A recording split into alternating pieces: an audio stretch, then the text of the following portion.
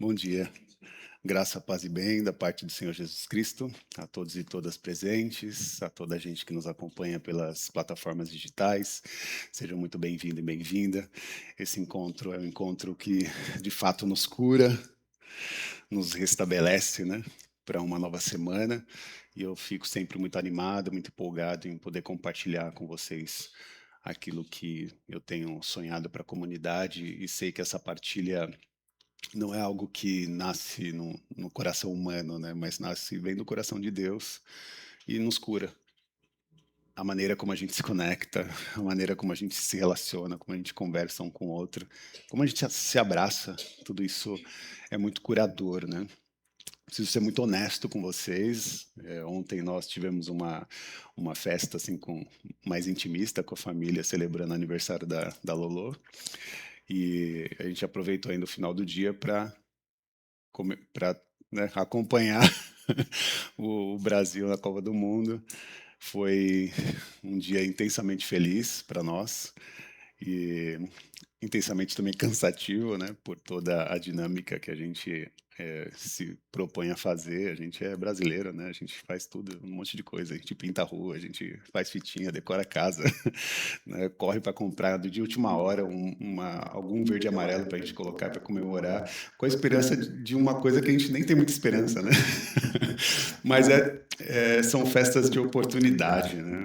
Tem gente que olha isso como algo ruim ou não dá muito valor, mas não é pelo futebol, não é muito pelo esporte em si, mas é pela oportunidade da gente ter conexão com outras pessoas e poder celebrar esse dia com um sorriso, com um abraço, com respeito, o mínimo, né, que a gente deveria talvez construir isso como sociedade e especialmente com os nossos familiares, com a nossa família, né? Então, acho que a gente conseguiu entregar, dentro da minha experiência íntima, um afeto com os meus familiares e eu espero que você também use essas datas, esses dias, como uma oportunidade, né, de celebrar com os seus o afeto, o amor, o respeito, o carinho.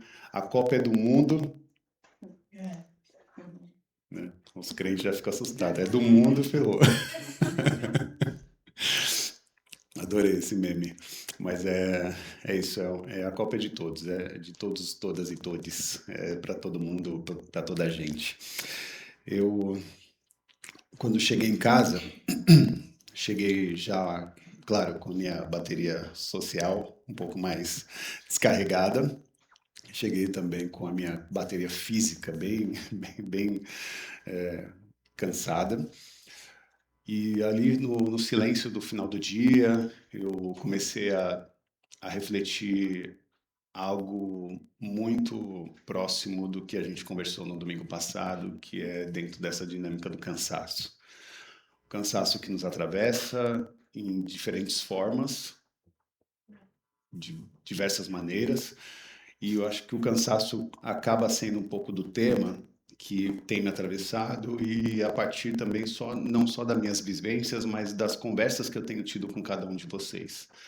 E, e eu aproveitei aquele período de silêncio e até um estranho silêncio, né? Porque pós-jogo de futebol, assim, Copa do Mundo, normalmente tem bagunça, tem festa, tem bombas ainda sendo lançadas, mas a gente está num outro momento de Brasil, né? Não sei se vocês perceberam isso. Mas tinha um silêncio ali, foi naquele lugar que eu comecei a fazer um pouco das minhas reflexões e começar a trazer significado que eu considero importante, entendendo que a gente de fato está numa sociedade cansada, né? A gente vive uma sociedade, um tempo de muito cansaço e esse cansaço ele pode ser compreendido como um cansaço existencial, né? Só da gente estar no mundo a gente se cansa por conta das inúmeras agendas que são impostas a nós em todos os campos da nossa atuação. Então a gente quando se cansa, não se cansa só pelo exercício do trabalho, mas o cansaço também toca as nossas relações e os compromissos que nós desenvolvemos com cada uma dessas relações. E aí eu queria muito falar sobre isso, sabe? De tentar mostrar que, de fato, nós vivemos em uma sociedade que o nosso valor está atrelado à nossa disponibilidade. Quanto mais disponível você está, mais valor você tem. Isso é muito complexo. Nós corremos para atender as agendas da nossa família, a gente corre para atender a agenda do nosso trabalho, a gente corre para atender a agenda das nossas amizades, a gente sempre está correndo para responder logo no grupo do WhatsApp, a gente está sempre correndo para tentar entregar algo que é exigido de nós, e a sensação no final desse processo é que nós estamos sempre devendo algo para alguém. Não sei se você sente isso, mas a sensação parece essa. Para quem que eu estou devendo aqui? Quem vai ser a próxima pessoa que eu preciso responder? Né? Tá na família, tá no trabalho, tá no grupo do WhatsApp, tá na mensagem que eu não consegui responder no tempo que a pessoa queria. E aí esse cansaço, ele envolve as nossas vidas e ele vira também regra, como se a gente tivesse a necessidade de viver nessa dinâmica, sabe?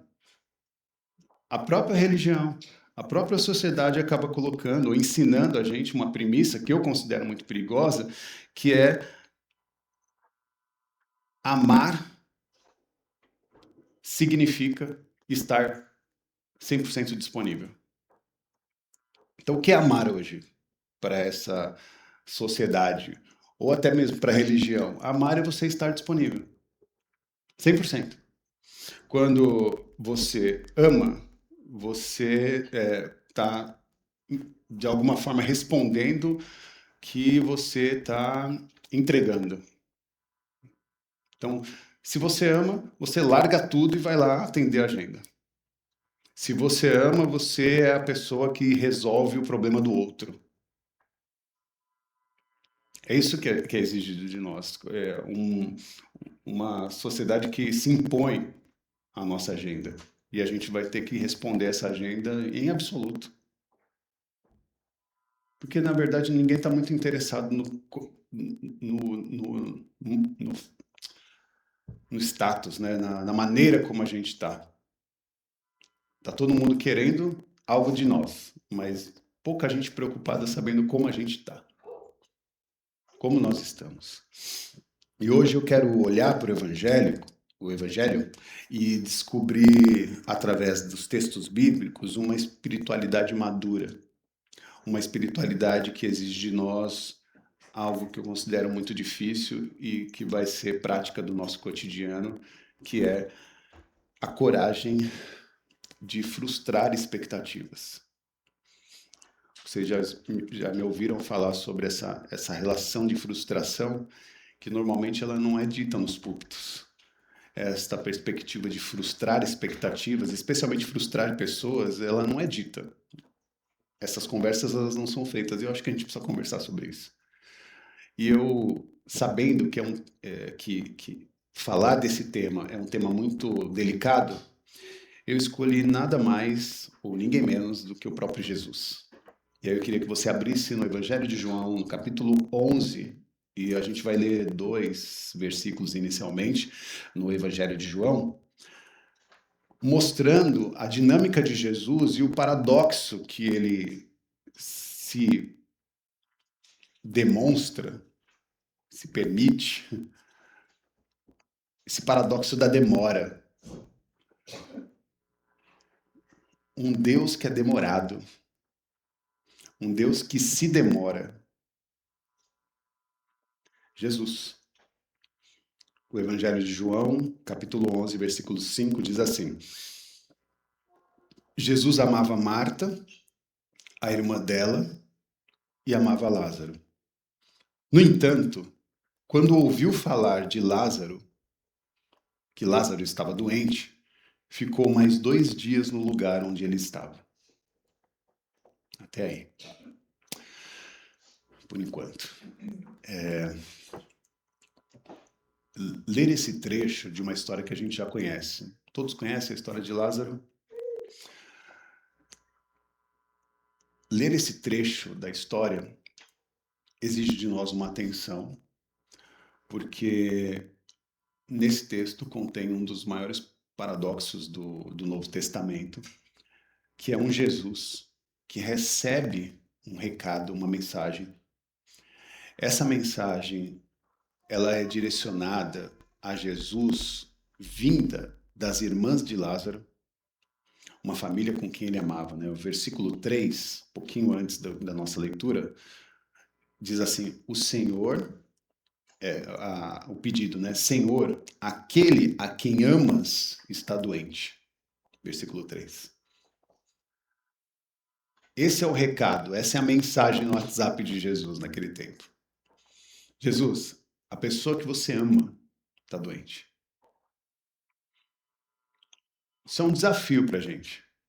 Estar disponível em meio à nossa agenda gigantesca. Jesus tinha uma agenda, ele estava em outra cidade, estava distante. E naquela época não tinha carro, não tinha, né, rodovias, sabe? O acesso para os locais eram muito mais difíceis e eu quero falar mais sobre essa questão de localidade, talvez no próximo domingo. Mas hoje eu queria me ater nessa expectativa terceira que chega diante de Jesus, né? E talvez é uma forma até da gente trazer um apontamento, uma pergunta para nós, né? Qual que é a expectativa lógica de quem envia essa mensagem? Qual a expectativa das irmãs de Lázaro quando elas enviam a mensagem para Jesus? Porque, obviamente, quando elas enviam a mensagem para Jesus, elas estão dizendo ou comunicando nesse texto, no versículo 3, né? O Senhor, aquele que quem amas está doente. Elas estão dizendo assim: ele nos ama, ele tem poder para atuar. E ele vai largar tudo. Não importa a agenda que ele está. Ele vai vir correndo para nos socorrer. Essa é a expectativa delas. A expectativa é que Jesus vai largar a sua agenda e correr de encontro com uma resposta de quem ama e de quem tem o poder, tem a capacidade de atuar naquela situação que elas estavam vivendo. Olha que complexo isso. E aí, é muito importante que a gente faça uma ressonância de analisar a maneira como a gente impõe expectativas sobre as pessoas. Porque essa é a nossa expectativa sobre o amor. Caramba, mandei uma mensagem, ela não respondeu.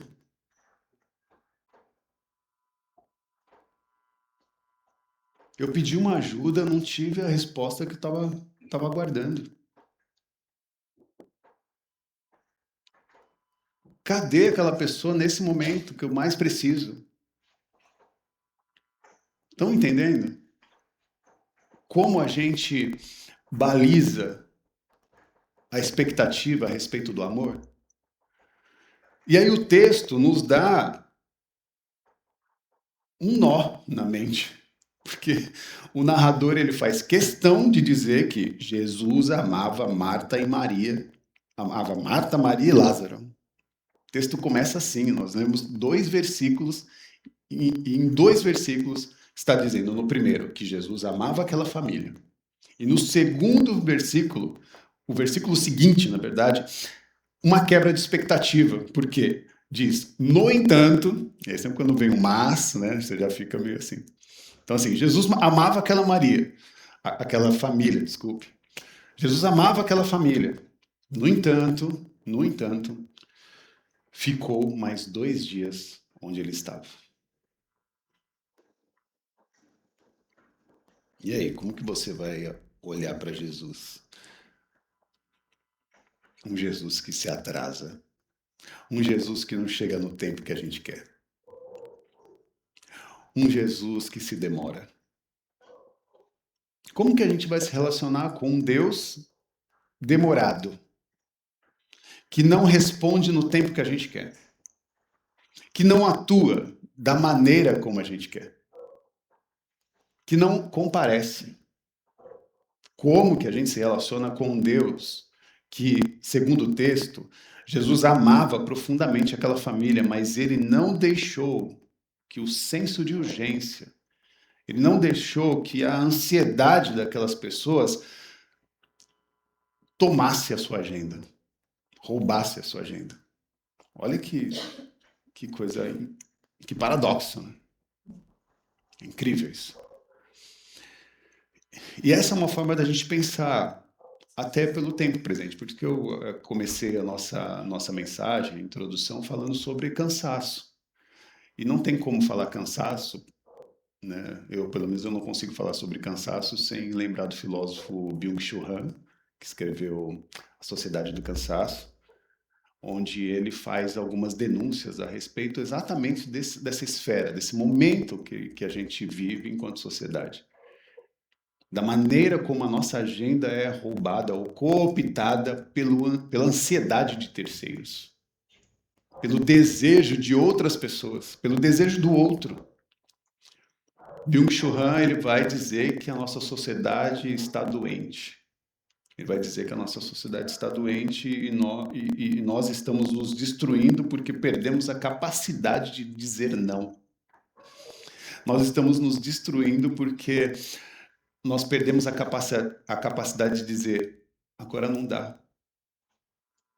agora não. E aí, por conta da gente não conseguir falar não, a gente se torna escravo do desempenho. A gente se torna escravo dessa necessidade de dar uma resposta rápida para todas as demandas que chegam na nossa mesa. Se torna escravo dessa hiperdisponibilidade. Quem já se viu ansioso, ansiosa por não ter respondido a mensagem do WhatsApp no momento que você achava que deveria responder? Quem aqui? Só eu? Se o celular apita, eu tenho que responder. Tem que parar tudo. Se alguém pede algo, eu tenho que entregar para essa pessoa alguma coisa. Eu tenho que falar alguma coisa para ela. Ainda que eu não tenho nada, eu tenho que resolver, eu vou buscar alguma resposta para dar para essa pessoa. E aí o resultado disso é uma sociedade doente, é uma sociedade esgotada. O resultado disso é alguém que não sabe mais o que é pausa, não sabe mais o que é silêncio, não sabe mais o que é autocuidado, não sabe mais o que é descanso, não se permite para o silêncio, para a pausa, para o tempo de todas as coisas. Segundo ponto, é o momento que a gente é posto diante de um cenário que propõe o desafio de nós nos conhecer, que é esse aspecto de diferenciação do ser. Como ser uma pessoa diferenciada diante dessa demanda? Como você vai conseguir atingir a maturidade de decepcionar as pessoas? Vou falar as pessoas, parece muito mal, né? Muito ruim, assim, eu vou decepcionar essas pessoas, não é isso. Estou falando assim, como que você consegue a maturidade de decepcionar a dinâmica da sociedade? Como atingir essa maturidade de decepcionar a agenda que é imposta diante de nós? A psicologia sistemática vai dizer exatamente nesses termos, né? Disponibilidade do self, diferenciação do self, que em outros termos é a diferenciação do eu. E a diferenciação do eu, o que é isso, né? É essa capacidade da gente continuar sendo a gente mesmo, mantendo a nossa lucidez, mantendo a nossa saúde mental, o nosso equilíbrio, mesmo diante das agendas e das urgências que chegam em nossa mesa.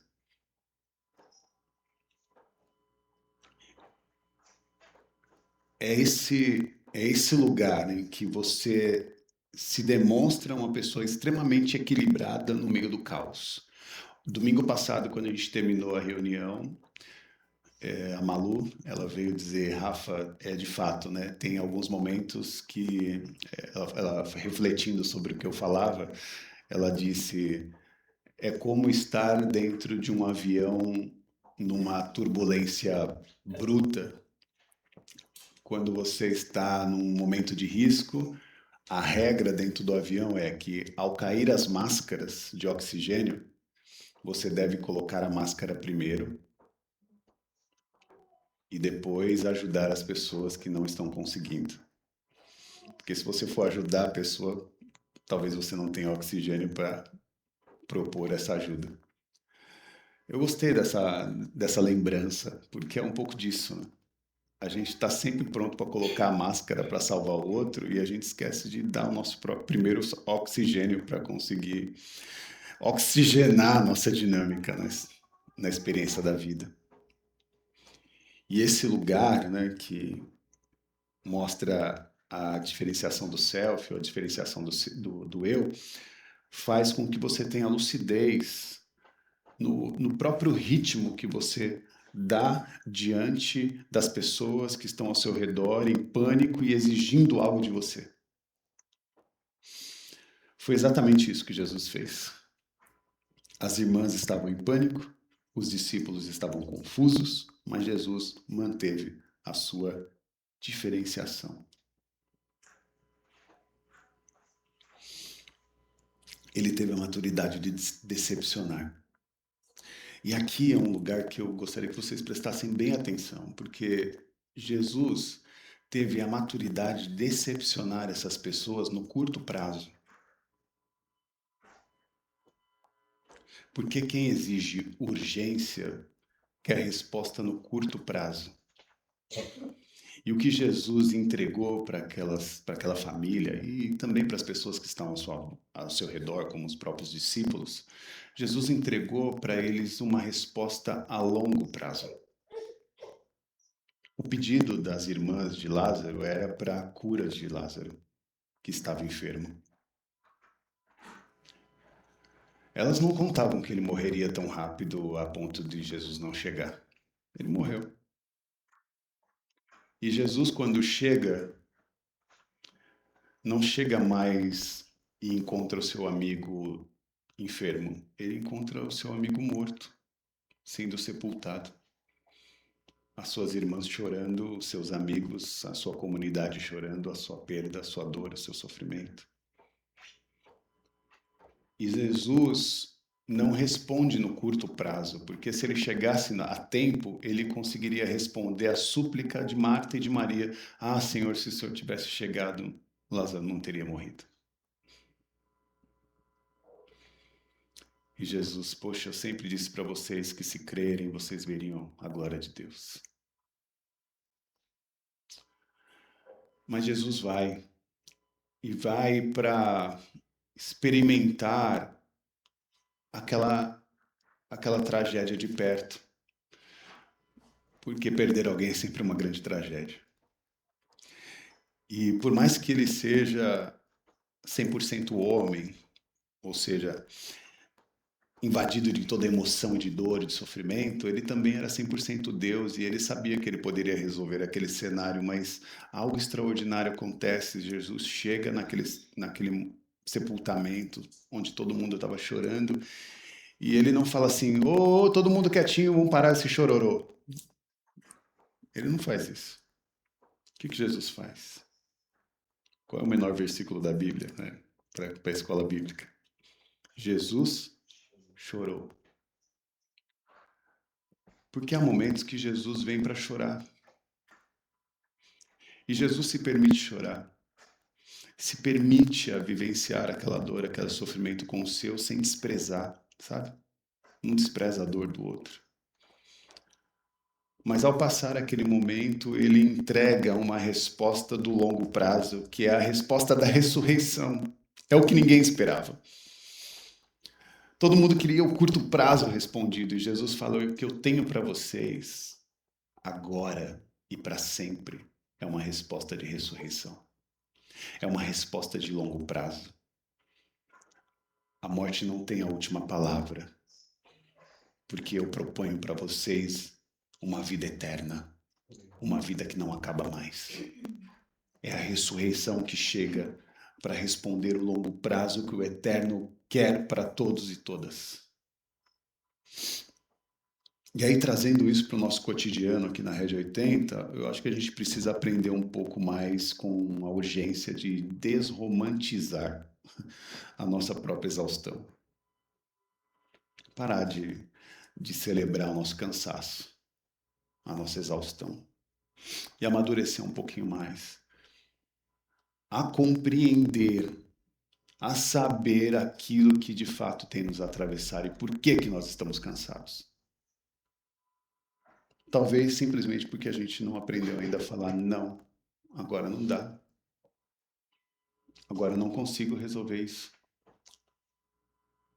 Agora eu não consigo parar a minha agenda porque não tem como, eu vou precisar de 2 dias para pensar sobre isso. Eu vou precisar de mais tempo para saber como agir, como atuar. Eu vou precisar de mais um tempo aqui no meu descanso, no meu autocuidado para chegar nesse lugar. Ou às vezes você vai falar, eu nem consigo estar nesse lugar. Eu não tenho estrutura emocional para agir nisso. Por mais que me exijam cuidado, a necessidade do cuidado, eu não consigo me propor a isso. Eu não estou preparada, eu não estou preparado. E aí você não prova o seu amor assumindo as dívidas emocionais. Você não prova o seu amor assumindo as dívidas financeiras da sua família. Você não prova amor fazendo essas coisas. Você não é um mau amigo, você não é uma má profissional quando você desliga o seu celular, silencia ele no final de semana para você poder se cuidar. Você não é uma má pessoa por causa disso. Não é, definitivamente.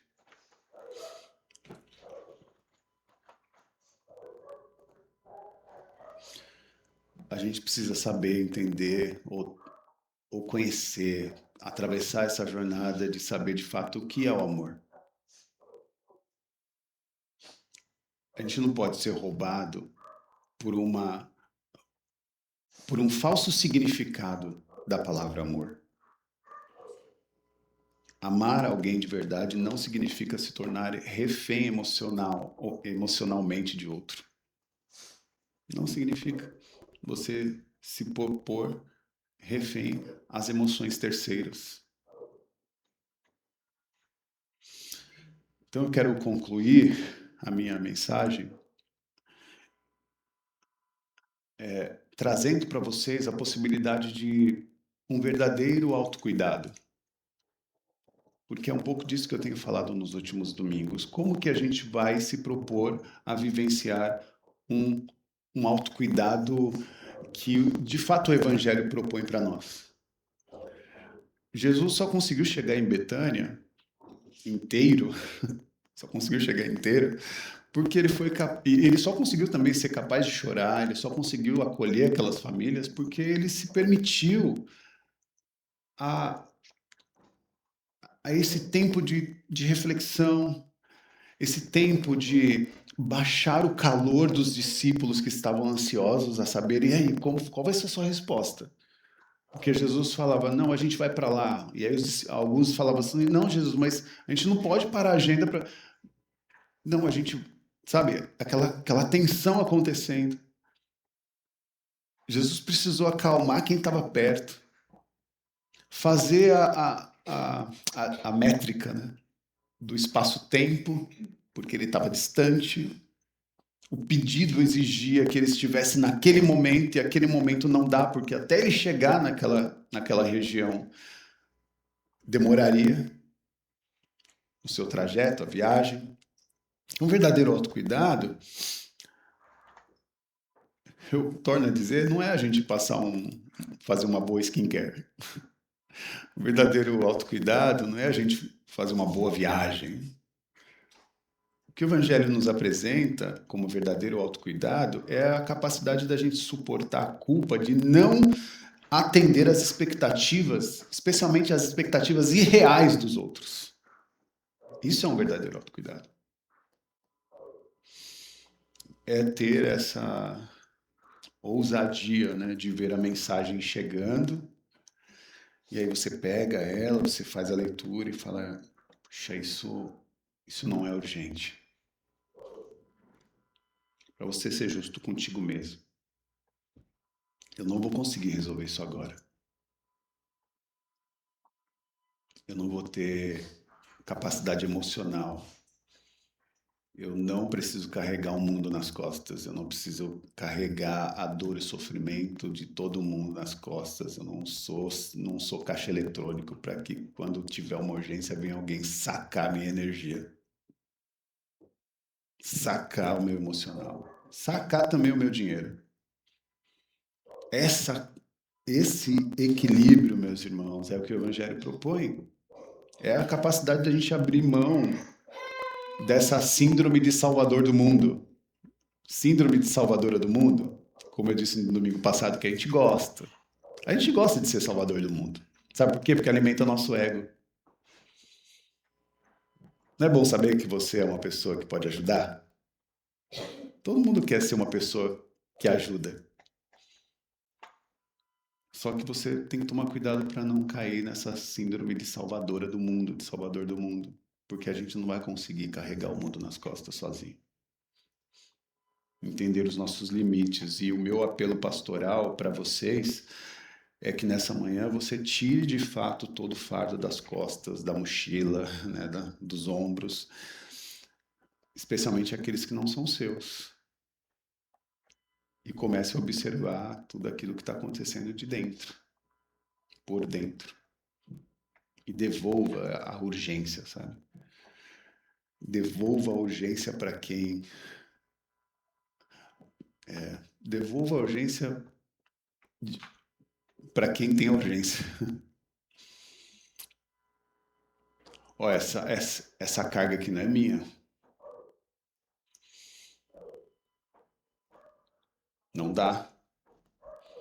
Porque você tá mal, e se eu pegar esse mal e começar a carregar sozinho, você também tá, eu pego também, eu pego daqui a pouco, eu tô mal, eu tô doente, eu tô destruída. Então, se hoje você chega aqui exausta, se você chega aqui exausto, sentindo que você está correndo uma maratona e que parece que nunca acaba, que você nunca vê a linha de chegada, se você se sente esgotado, esgotada, é uma forma da gente se permitir, sabe? A fazer a dinâmica do Cristo, fazer a dinâmica do Evangelho acontecer também nas nossas relações. Isso não significa ser uma pessoa má, mas uma pessoa justa com você e verdadeira com o próximo. Às vezes a gente vai ter que dizer não dá, eu não consigo. E é melhor você ser fiel à sua consciência e às pessoas também que você ama, do que se adoentar em todo esse processo. Você tem direito sagrado de atrasar a agenda.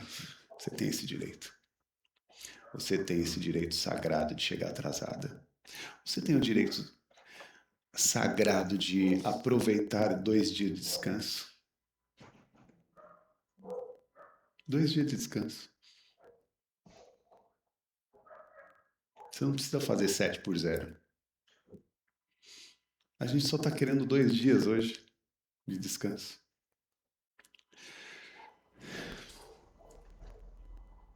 Que a paz, né? Que a paz de Deus exceda o nosso entendimento e nos dê a capacidade, de fato, de fazer com que o nosso coração se estabeleça com limites. Limites que nos curam.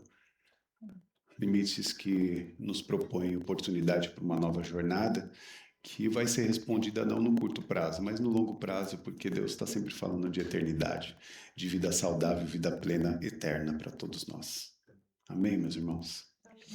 Eu quero orar com vocês. Seus olhos fechados, se possível. Quero fazer uma oração para o Senhor do tempo. O Senhor do tempo, o Senhor que está fora do tempo, o Senhor que habita na eternidade. Senhor Deus eterno, Senhor Deus, Senhor Jesus, aquele que é o Deus de todo tempo e é o Deus de todo cansaço, o Deus que traz para nós e nos restabelece diante de um período de sofrimento ou de cansaço.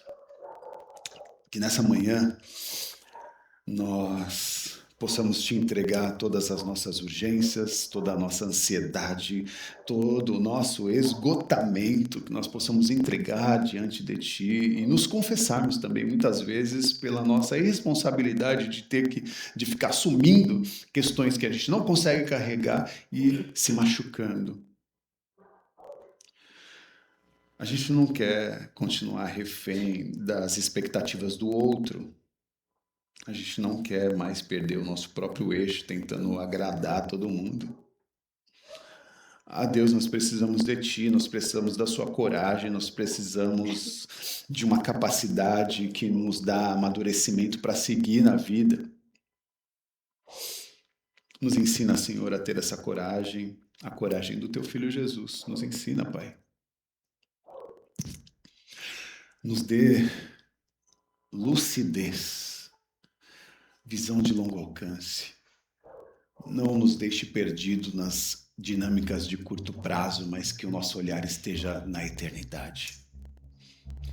Faz, Senhor, com que a ajuda dos céus venham sobre nós, trazendo a possibilidade de estabelecer limites saudáveis para a nossa vida, para o nosso corpo, para a nossa casa, para o nosso trabalho, para os nossos afetos, para as nossas amizades. Essa é a nossa oração.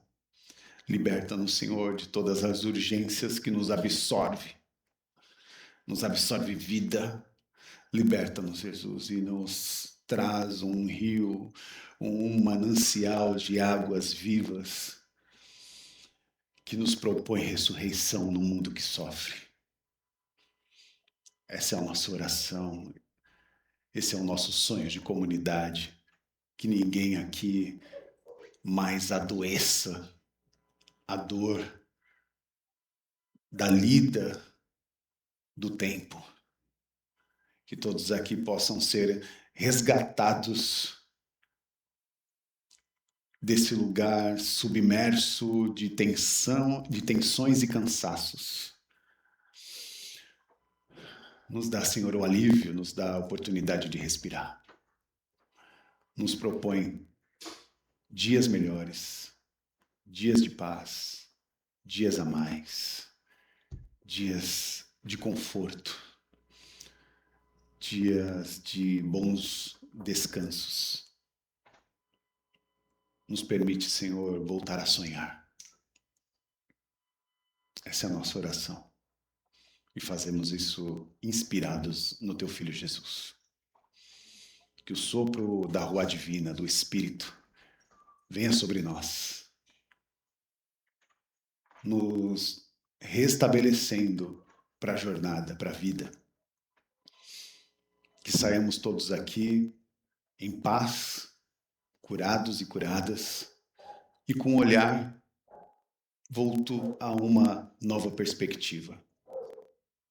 Que os sonhos de Deus sejam restituídos e que a paz, como é bom a paz de Deus, a paz invadiu meu coração, de repente me encheu de paz. Senhor, essa paz que invade o nosso coração e nos enche, nos preenche. Que o amor de Deus, que a graça do Senhor Jesus Cristo e que as consolações do Espírito Santo estejam sobre a vida de todas e todos. Que saiamos daqui, Senhor, com a nossa paz ressignificada, com um sorriso no rosto, levando a esperança viva. Que Deus nos abençoe. Amém, amém e amém.